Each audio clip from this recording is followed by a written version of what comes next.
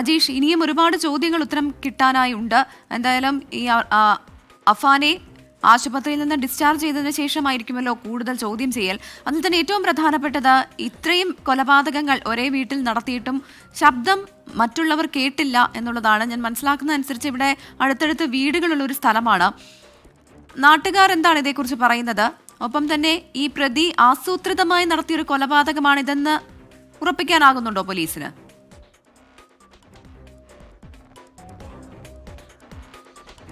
പ്രവിധ, എന്തായാലും ഈ നാട്ടുകാരെ ആശ്ചര്യപ്പെടുന്നു. അതായത് ഇത്രയും കൊലപാതകം നടന്നിട്ട് ഈ വീട്ടിൽ ഇത്രയും, അതായത് തൊട്ടടുത്തെല്ലാം വീടുകളുണ്ട്, അവരെല്ലാം ആശ്ചര്യപ്പെടുത്തുന്നത് ഒരു ശബ്ദം പോലും പുറത്ത് കേട്ടിട്ടില്ല എന്നുള്ളതാണ്. മാത്രമല്ല ഈ പ്രതിയുടെ സ്വഭാവം അത് നാട്ടുകാർക്ക് വലിയ അത്ഭുതപ്പെടുന്നു. കാരണം അങ്ങനെ വലിയ മോശമായിട്ടുള്ള ഒരു പ്രകൃതമൊന്നും ആയിരുന്നില്ല ഈ അഫാൻ്റെ. നിങ്ങൾക്കറിയാവുന്ന ആളായിരുന്നു ഈ അഫാൻ. 23 വയസ്സേ ഉണ്ടായിരുന്നു. ഈ കുടുംബത്തേക്ക് പരിചയമുണ്ടോ? അയൽവാസിയാണോ ചേട്ടൻ? നല്ല പരിചയമുണ്ട്. വളരെ സഹകരിച്ച് പോകുന്നതായിരുന്നു. നമ്മുടെ കുടുംബങ്ങളായിട്ട് സഹകരിച്ച് പോകുന്നതായിരുന്നു. സാമ്പത്തിക ബുദ്ധിമുട്ട് അവർക്ക് അവസാനം ഉണ്ടായിരുന്നു. ഈ അഫാന്റെ അച്ഛൻ തന്നെ പറയുന്നുണ്ട് കുറച്ച് ബുദ്ധിമുട്ടുണ്ടായിരുന്നു, ഈ വീടും സ്ഥലമൊക്കെ വിൽക്കാൻ വേണ്ടി ഇരിക്കുകയായിരുന്നു. അത് എന്നിട്ട് ഇവിടെ ഒരു ചെറിയൊരു പരസ്യം കൊടുത്തിട്ടുണ്ട്, ഇതുപോലെ വീട് വിൽക്കുന്നു എന്ന് പറഞ്ഞിട്ട്. ഈ പയ്യൻ എങ്ങനെയാണ് ഈ 23 വയസ്സുള്ള അഫാൻ? ഇവനെ സ്ഥിരം കാണാറുണ്ട് ഇവിടെയൊക്കെ പോകുന്നത്? സ്ഥിരം കാണാറുണ്ട്, ഇതുവഴി പോകാറുണ്ട്. പക്ഷേ നമ്മളുമായിട്ട് പിന്നെ കൂടുതൽ സംസാരിക്കാറില്ല, വിഷയാറുണ്ട്. അല്ലാതെ വേറെ ഒരു പ്രശ്നത്തിൽ ഇതുവരെ ഇടപെടുത്തായിട്ട് നമുക്ക് അറിയുമില്ല. അങ്ങനെ പ്രശ്നക്കാരനൊന്നുമല്ല അല്ല.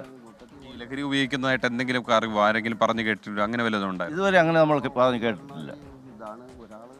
ഈ പിന്നെ കുടുംബം, ഈ അച്ഛൻ ഇയാളെ ഗൾഫിലേക്ക് കൊണ്ടുവരുന്നു, ഇയാൾ കുറച്ചു കാലം ഗൾഫിലായിരുന്നു എന്ന് പറയുന്നു. അത് എപ്പോഴായിരുന്നു, ഏത് സമയത്തായിരുന്നു? 6 മാസങ്ങൾക്ക് മുമ്പ് ഇവർ ഉംറയ്ക്ക് വേണ്ടി സൗദിയിൽ ഇവർ ഉമ്മയും 2 മക്കളുമായിട്ട് വാപ്പ നിൽക്കുന്ന സ്ഥലത്ത് പോയിട്ട് ഉംറ കഴിഞ്ഞ് അവർ എല്ലാവരും തിരികെ വന്നു. വാപ്പ കഴിഞ്ഞ് ബാക്കി ഉമ്മയും 2 മക്കളും തിരികെ വന്നതിന് ശേഷം പുള്ളി പിന്നെ പഠിത്തത്തിലേക്ക് പോയത് നമുക്ക് അറിവില്ല. BA വരെ പഠിച്ചിട്ടുണ്ടെന്ന് അറിയാം. ഇവിടെ നാട്ടുകാർക്കും ആരെങ്കിലുമായിട്ട് സാമ്പത്തിക ഇടപാടുള്ളതായിട്ട് അറിയാമായിരുന്നു? സാമ്പത്തിക ഇടപാട് അത് കൂടുതലായിട്ട് അറിയില്ല. അങ്ങനെയാണ് നാട്ടുകാർ പറയുന്നത്. അതായത് ഇയാളുടെ സ്വഭാവത്തെക്കുറിച്ച്, അതായത് നാട്ടുകാർക്ക് അങ്ങനെ മോശമായിട്ടുള്ള അഫാനെ കുറിച്ചുള്ള കൂടുതൽ വിവരങ്ങൾ അറിയണമെങ്കിൽ അഫാന്റെ സുഹൃത്തുക്കൾ ആരൊക്കെയാണ് എന്ന് കണ്ടെത്തണം. BA വരെ പഠിച്ചിട്ടുണ്ടെന്ന് പറയുന്നു. സ്വാഭാവികമായും അന്വേഷണം ഇനി ആ തരത്തിലായിരിക്കില്ലേ? മൊബൈൽ ഫോൺ ഉൾപ്പെടെ പരിശോധിക്കാനായിട്ടുണ്ടോ പോലീസിന്?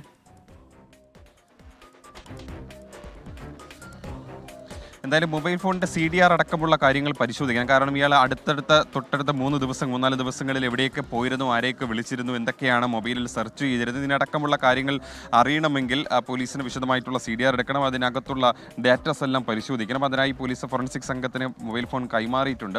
അതിനുശേഷം അതിനകത്തുള്ള ഡേറ്റകളെല്ലാം കിട്ടിയതിന് ശേഷം മാത്രമേ പോലീസിൽ ഇയാളുടെ ഈ കഴിഞ്ഞ കുറച്ച് ദിവസങ്ങളായിട്ടുള്ള നീക്കങ്ങളൊക്കെ എന്തായിരുന്നു, ആരെയൊക്കെയാണ് ഫോണിൽ ബന്ധപ്പെട്ടിരുന്നത് അടക്കമുള്ള കാര്യങ്ങൾ വ്യക്തമാവുകയുള്ളൂ. ഈ കൊലപാതകത്തിന് തൊട്ട് മുമ്പുള്ള സമയങ്ങളിൽ ആരെയൊക്കെ ഫോണിൽ വിളിച്ചിരുന്നു, സുഹൃത്തുക്കളെയാണ് വിളിച്ചിരുന്നത്, മറ്റാരെങ്കിലും വിളിച്ചിട്ടുണ്ടോ എന്നടക്കമുള്ള കാര്യങ്ങൾ വ്യക്തമാവണമെങ്കിൽ മൊബൈൽ ഫോണിൻ്റെ വിശദമായിട്ടുള്ള വിവരങ്ങൾ പോലീസിന് കിട്ടേണ്ടതുണ്ട്. ഒരുപാട് ആളുകൾ ഈ കൊലപാതകം നടന്ന സ്ഥലത്തേക്ക് ഈ വാർത്തയറിഞ്ഞ് കാണാൻ എത്തുന്നുണ്ട്. ഇതിൽ ഈ അഫാൻ്റെ സുഹൃത്തുക്കൾ ആരെങ്കിലും ഉണ്ടോ? പലരെയും പോലീസ് ബന്ധപ്പെടാൻ ശ്രമിച്ചിട്ടുണ്ടെന്നാണ് നമ്മൾ മനസ്സിലാക്കാൻ സാധിക്കുന്നത്. കാരണം ഇയാൾക്ക് ഈ നാട്ടിലെ ഈ മറ്റ് മുതിർന്നവരുമായിട്ടൊന്നും വലിയ അടുപ്പമില്ല.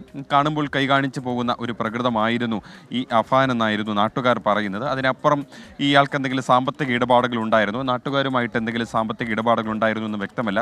നേരത്തെ ഈ അഫാൻ്റെ പിതാവ് പറഞ്ഞതനുസരിച്ചിട്ടാണെങ്കിൽ ഈ പെൺസുഹൃത്തിൻ്റെ കാര്യം നാട്ടുകാർ ചിലർ സൂചിപ്പിക്കുന്നു. അതായത് ബൈക്കിൽ പെൺകുട്ടിയുമായി പോകുന്ന കാര്യം നാട്ടുകാർ ചിലർ ഈ പിതാവിനെ വിളിച്ച് പറയുമായിരുന്നു. പക്ഷേ അതൊക്കെ ചെറുപ്പക്കാരല്ലേ, അതൊക്കെ ആ രീതിയിൽ കണ്ടാൽ മതിയെന്നായിരുന്നു ഈ അഫാൻ്റെ പിതാവ് പറഞ്ഞിരുന്നത്. മാത്രമല്ല ഈ പെൺകുട്ടിയുടെ വീട്ടുകാർക്ക് ഈ അഫാനും ഈ പെൺകുട്ടിയും തമ്മിലുള്ള ബന്ധം അറിയാമായിരുന്നു. ഈ പെൺകുട്ടിയുടെ വീട്ടിലെത്തി വിവാഹം ചെയ്ത് നൽകാമോ എന്ന് ചോദിച്ചിരുന്നു. അവർക്കും അതിൽ വലിയ എതിർപ്പൊന്നും ഉണ്ടായിരുന്നില്ല.